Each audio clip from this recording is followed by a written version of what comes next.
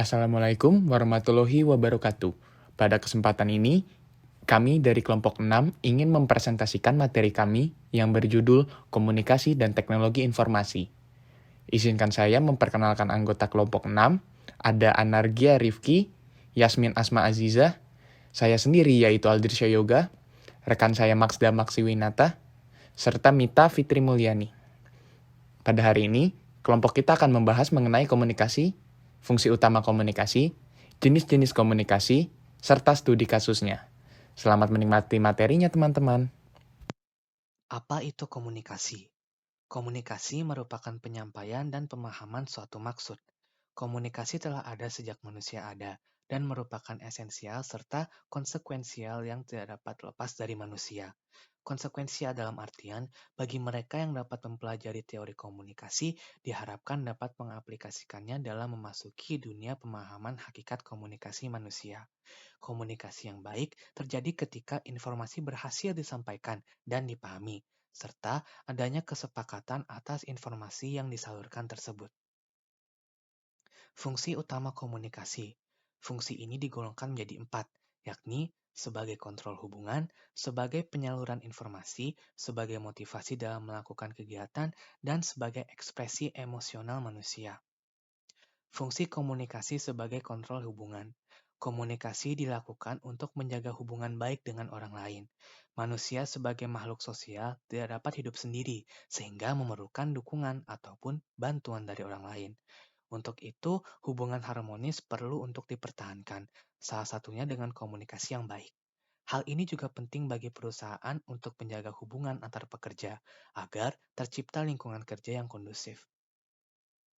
Fungsi komunikasi sebagai penyaluran informasi. Informasi yang menjadi salah satu aspek penting dalam kehidupan dapat disalurkan melalui komunikasi, baik secara langsung maupun tidak langsung. Kemajuan teknologi informasi semakin mempermudah penyaluran informasi yang juga semakin melebar cakupan pembahasannya. Media-media sosial seperti YouTube, WhatsApp, dan Gojek yang akan menjadi studi kasus kami nanti juga berperan sebagai fasilitas penyaluran informasi. Fungsi komunikasi sebagai motivasi dalam melakukan kegiatan. Seringkali pelaksanaan kegiatan ditujukan untuk mempererat hubungan antar sesama melalui komunikasi seperti acara keakraban. Adapun kasus lain di mana suatu kegiatan kantor sengaja dilakukan untuk peningkatan kemampuan pekerja melalui komunikasi dalam bentuk seminar dan sebagainya. Fungsi komunikasi sebagai ekspresi emosional manusia. Dari segi cara manusia melakukan komunikasi, dapat ditinjau jenis emosi yang dilakukan oleh komunikator sehingga tersampaikan pada orang lain. Emosi marah, sedih, senang, kecewa, dan sebagainya juga dapat ditinjau dari pilihan verbal komunikator dalam menyampaikan informasi, baik dengan berbicara langsung atau menggunakan media komunikasi lainnya. Oke, lalu yang berikutnya adalah jenis-jenis komunikasi. Jenis komunikasi terbagi menjadi dua, yaitu komunikasi interpersonal dan komunikasi kelompok. Oke, sekarang kita akan membahas tentang jenis komunikasi yang pertama, yaitu komunikasi interpersonal.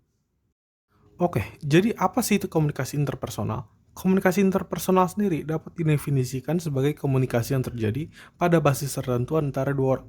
Komunikasi interpersonal dapat dikatakan sebagai prosedur yang membuat dua orang bertukar informasi baik secara verbal maupun nonverbal.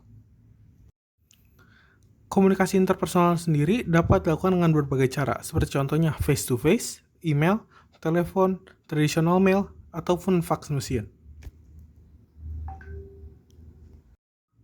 Dalam pemilihan metode komunikasi interpersonal, setidaknya ada 12 poin penting yang harus diperhatikan. Apa aja sih itu? Ayo kita bahas satu-satu. Yang pertama, ada umpan balik, yaitu seberapa cepat penerima merespon pesan. Yang kedua, kapankah metode ini memproses pesan yang kompleks dengan efektif? Yang ketiga, potensi keluasan. Berapa banyak pesan yang dapat berbeda dapat disampaikan menggunakan metode ini? Keempat, kerahasiaan. Dapatkah komunikator memastikan bahwa pesannya hanya diterima oleh orang yang dimaksud? 5. Kemudian encoding. Dapatkah pengirim pesan menggunakan saluran ini dengan mudah dan cepat? 6. Kemudian decoding. Dapatkah penerima pesan menerjemahkan pesan dengan mudah dan cepat? 7. Kendala waktu tempat. Perlukah pengirim dan penerima berkomunikasi pada waktu dan tempat yang sama? 8. Biaya. Berapakah biaya untuk menggunakan metode ini? 9. Kehangatan interpersonal. Sebaik apakah metode ini menyampaikan kehangatan interpersonal? 10. Formalitas. Apakah metode ini membutuhkan sejumlah formalitas? 11. Kemampuan di-scan. Apakah metode ini memungkinkan pesan yang mudah dicari sebagai informasi yang relevan? 12. Waktu yang diperlukan. Apakah pengirim atau penerima pesan memegang kendali atas waktu menyepakati pesan ini? Dengan pertimbangan-pertimbangan tersebut, kita dapat membandingkan metode-metode komunikasi interpersonal berdasarkan potensi umpan balik, kapasitas kerumitan, potensi keluasan, kerahasiaan, kehangatan personal, formalitas, dan kemampuan scan-nya. Yang pertama ada potensi umpan balik. Contoh dari potensi umpan balik tinggi adalah tatap muka, telepon, dan konferensi komputer. Kemudian ada potensi umpan balik yang rendah, contohnya adalah publikasi. Yang kedua ada kapasitas kerumitan. Nah, yang tinggi contohnya adalah tatap muka, sedangkan kapasitas kerumitan yang rendah contohnya adalah papan buletin. Yang ketiga ada potensi keluasan. Contoh dari potensi keluasan tinggi adalah tatap muka, email, dan papan buletin. Sedangkan potensi keluasan rendah contohnya adalah surat pos, audio, dan video tapes. Yang keempat ada kerahasiaan. Contoh dari kerahasiaan yang tinggi adalah tatap muka dan voicemail. Sedangkan contoh dari kerahasiaan rendah adalah publikasi, papan buletin, telekonferensi, dan audio dan video tapes. Yang kelima ada kehangatan personal. Contoh dari kehangatan personal tinggi adalah tatap muka, sedangkan kehangatan personal rendah contohnya adalah memo dan papan buletin. Yang keenam ada formalitas. Contoh dari formalitas yang tinggi adalah surat pos dan publikasi, sedangkan formalitas rendah contohnya adalah tatap muka, telepon, dan voicemail. Yang ketujuh ada kemampuan scan. Contoh dari kemampuan scan yang tinggi adalah memo, surat pos, fax, publikasi, dan papan buletin. Sedangkan kemampuan scan rendah contohnya adalah presentasi formal, telepon, audio dan video tapes, email, voicemail, dan lain sebagainya. Yang selanjutnya ada faktor penghambat komunikasi. Tentunya dalam komunikasi interpersonal, tingkat efektivitas komunikasi diharapkan dapat tercapai secara maksimal. Untuk itu, perlu diketahui apa saja faktor penghambat komunikasi, yaitu sebagai berikut. Yang pertama, ada penyaringan. Penyaringan ini adalah manipulasi informasi yang disengaja untuk membuat informasi tersebut tampak lebih menyenangkan bagi penerimanya. Yang kedua, ada budaya nasional. Beberapa budaya tidak tertulis yang bisa saja memberikan batasan tertentu dalam komunikasi. Yang ketiga ada emosi. Emosi ini terkait dengan perasaan penerima ketika menerima pesan yang dapat mempengaruhi cara ia menginterpretasikan pesan tersebut. Yang keempat ada kelebihan informasi. Kelebihan informasi adalah ketika informasi yang harus kita olah melampaui kapasitas pemrosesan kita. Yang kelima ada defensif, yaitu perbedaan cara pandang yang sempit dalam diri seseorang dan perbedaan cara berpikir orang lain. Yang terakhir ada bahasa. Bahasa ini menyangkut bahasa yang digunakan komunikator dalam menyampaikan pesan, karena bisa jadi bahasa tersebut menjadi salah tafsir atau salah pemahaman. Lantas, bagaimanakah cara kita menghadapi hambatan-hambatan komunikasi tersebut? Berikut ini merupakan beberapa solusinya. Yang pertama adalah menggunakan umpan balik. Yang kedua adalah menyederhanakan bahasa. Yang ketiga adalah mendengarkan dengan aktif. Yang keempat, mendengarkan dengan aktif diperkuat dengan pengembangan empati kepada lawan bicara. Yang kelima adalah kontrol emosi. Yang keenam, memperhatikan isyarat nonverbal. Nah, terkait dengan poin 3 dan 4, mendengarkan dengan aktif dapat kita kembangkan dengan menambahkan empati, tidak banyak berbicara, dan memberikan lawan bicara kita kesempatan, kemudian sering kontak mata, mengajukan pertanyaan, menghindari bahasa tubuh yang tidak diinginkan, kemudian menggunakan paraphrase, kemudian menghindari interupsi pembicara. Menurut Dr. Albert Mehrabin, faktor sukses komunikasi interpersonal ditentukan oleh 55% bahasa nonverbal, kemudian 38% intonasi, 7% oleh kata-kata. Bisa disimpulkan bahwa bahasa nonverbal atau gerak-gerik tubuh kita itu lebih menjadi faktor utama dalam suksesnya komunikasi interpersonal, sedangkan kata-kata memiliki pengaruh paling rendah dalam suksesnya komunikasi interpersonal. Selanjutnya adalah komunikasi kelompok. Komunikasi kelompok atau komunikasi organisasi dapat didefinisikan sebagai suatu proses penyampaian informasi dan ide-ide di antara anggota organisasi secara timbal balik dalam rangka mencapai tujuan yang telah ditetapkan. Nah, berdasarkan sifatnya, komunikasi kelompok ini dapat dibagi menjadi dua, yaitu komunikasi formal dan komunikasi informal. Komunikasi formal mengikuti rantai komando resmi atau bagian dari komunikasi yang dibutuhkan untuk melakukan pekerjaan. Komunikasi formal disetujui oleh organisasi itu sendiri dan berorientasi pada organisasi. Contohnya adalah saat meeting perusahaan. Sedangkan untuk komunikasi informal itu tidak didefinisikan oleh hierarki struktur organisasi dan disetujui secara sosial. Namun, sistem komunikasi informal ini memenuhi dua tujuan organisasi, berupa memberi kesempatan pada karyawan untuk berinteraksi sosial, kemudian meningkatkan kinerja organisasi dengan menciptakan saluran komunikasi alternatif yang sering kali lebih cepat dan efisien. Contohnya adalah mengobrol antar teman karyawan, kemudian gosip.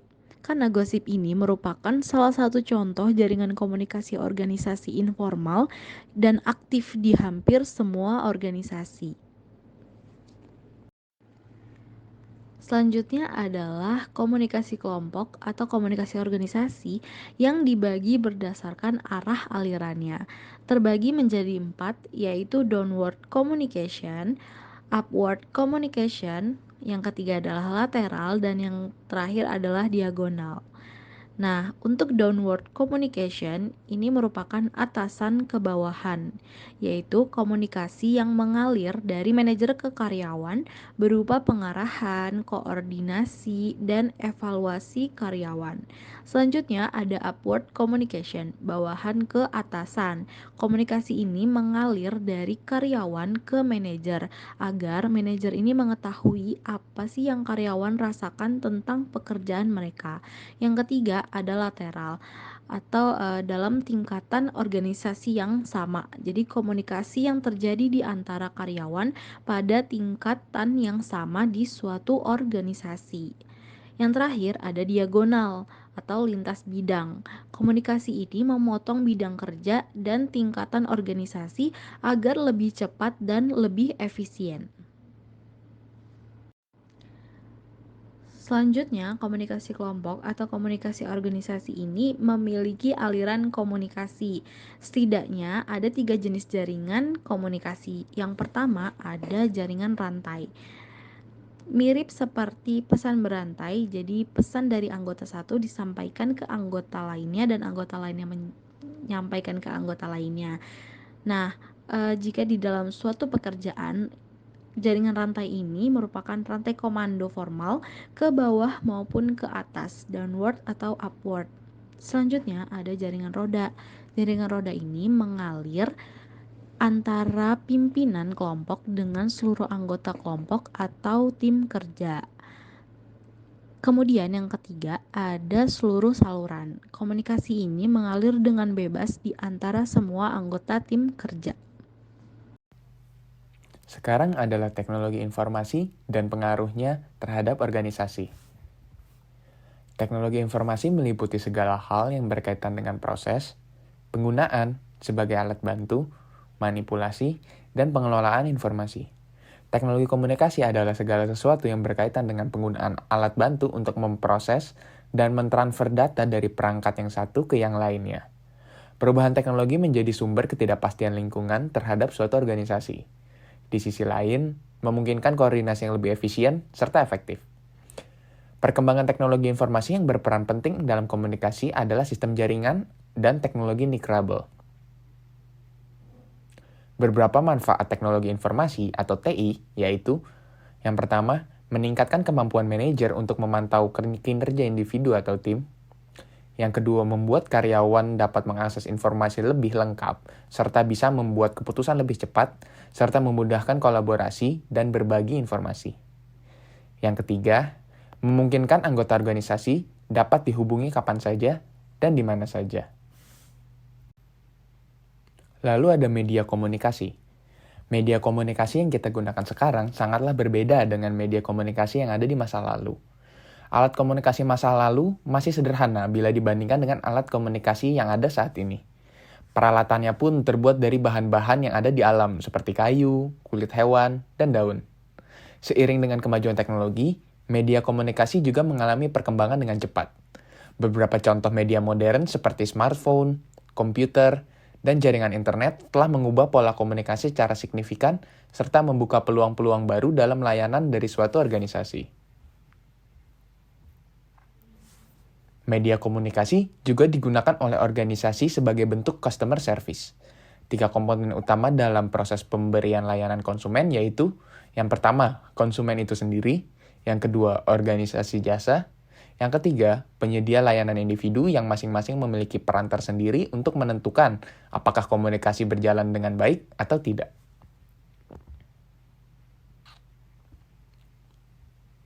Selain itu, media komunikasi berperan penting di bidang marketing suatu perusahaan dalam bentuk yang pertama ada iklan, yaitu segala bentuk presentasi dan promosi berbayar yang bersifat non-personal mengenai ide, barang, atau jasa oleh sponsor.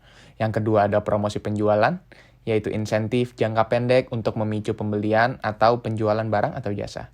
Yang ketiga ada humas, yaitu membangun hubungan baik dengan publisitas yang menyenangkan.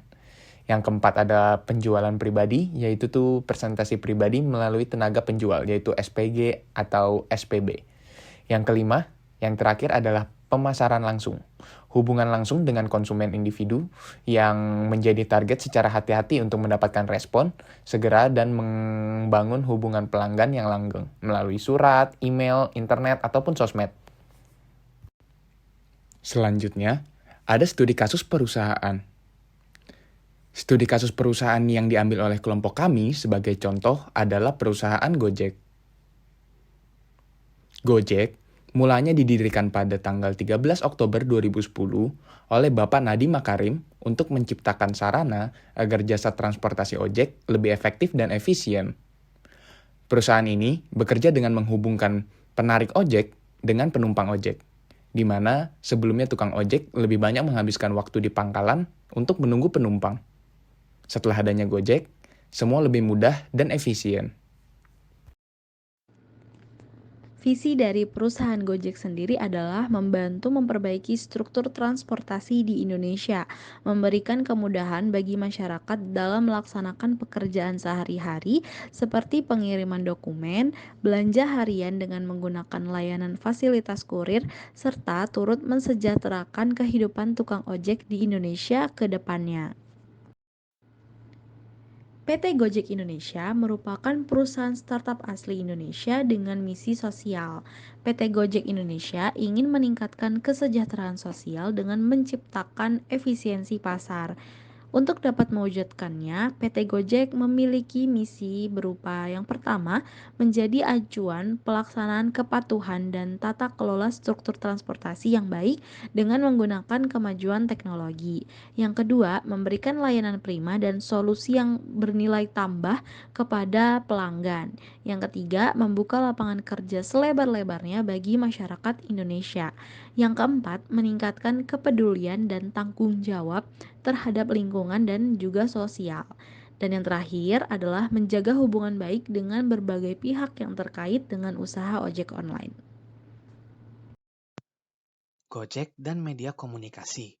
Media komunikasi perusahaan Gojek adalah media komunikasi yang dibuat oleh perusahaan itu sendiri dengan nama yang sama, yakni aplikasi Gojek. Aplikasi Gojek adalah aplikasi yang menawarkan jasa angkutan ojek secara online. Pada tanggal 7 Januari 2015, Gojek secara resmi merilis aplikasi ini. Gojek memanfaatkan media komunikasi ini sebagai fokus customer service atau layanan konsumen dengan fitur seperti GoRide, GoFood, GoSend, GoMart, GoShop, GoInvestasi, dan lain-lain. Masing-masing fitur kini dikelola dengan manajemen tersendiri di bawah naungan perusahaan pusat Gojek. Dalam hal ini, 3 komponen utama dalam proses pemberian layanan konsumen terdiri atas konsumen pengguna Gojek, organisasi jasa berupa Gojek itu sendiri, dan penyedia layanan berupa masing-masing fitur cabang dalam Gojek. Peran marketing pun juga secara langsung dilakukan melalui iklan-iklan promo dalam aplikasi. Bagaimana sih komunikasi interpersonal dan komunikasi kelompok dalam Gojek? Sebelum keadaan pandemi, Chief Corporate Affairs Gojek melakukan suatu strategi baru terkait komunikasi internal perusahaan Gojek. Salah satunya dengan pengadaan face-to-face communications dan town hall meeting untuk mempertemukan adanya pimpinan dengan seluruh karyawan. Hal ini menunjukkan adanya usaha penguatan komunikasi interpersonal antara pihak atas dengan karyawannya melalui metode face-to-face. Metode tatap muka ini memiliki potensi umpan balik yang tinggi, kapasitas kerumitan tinggi, potensi keluasan tinggi, kerahasiaan tinggi, kehangatan personal tinggi, dan dengan formalitas serta kemampuan di-scan yang rendah. Meskipun begitu, sudah dapat ditebak dengan adanya pandemi ini, segala kegiatan dilakukan secara daring, seperti dengan adanya video conference. Dalam hal ini, fungsi utamanya komunikasi yang bekerja adalah sebagai kontrol hubungan, penyaluran informasi, dan motivasi dalam melakukan kegiatan. Bagaimana dengan komunikasi kelompok dalam Gojek? Komunikasi kelompok internal perusahaan Gojek, jika ditinjau berdasarkan alharirannya, mencerminkan downward communication, yaitu dari atasan ke bawahan, di mana komunikasi mengalir dari manajer ke karyawan berupa pengarahan, koordinasi, dan evaluasi karyawan. Manajemen Gojek memanfaatkan media elektronik seperti WhatsApp, Twitter, dan media lainnya untuk memberikan informasi kepada mitra kerja ataupun seputar keluhan serta masalah-masalah lainnya yang dapat dilaporkan melalui media-media tersebut ke pusat. Jaringan komunikasi perusahaan Gojek tergolong jaringan komunikasi semua saluran, di mana komunikasi mengalir dengan bebas di antara semua anggota tim kerja. Hal ini dikarenakan adanya fleksibilitas komunikasi menggunakan teknologi informasi, sehingga mudah diakses oleh siapa saja, di mana saja, dan kapan saja. Kemudian yang terakhir ada hambatan komunikasi dan peran teknologi informasi. Nah, di sini hambatan komunikasi yang mungkin dialami oleh driver Gojek adalah hambatan kelebihan informasi dan penyaringan informasi hoax. Oleh sebab itu, pihak manajemen Gojek membuat akun resmi yang dapat dipercayakan kredibilitasnya agar para driver tidak termakan oleh informasi palsu. Kemudian, peran teknologi informasi. Teknologi informasi membawa pengaruh positif bagi perusahaan karena selain mitra kerja dapat mengakses informasi secara lengkap, kinerja pelaksanaan aplikasi Gojek juga dapat dilaksanakan secara terpantau dan tertata. Sekian dari kelompok kami, terima kasih.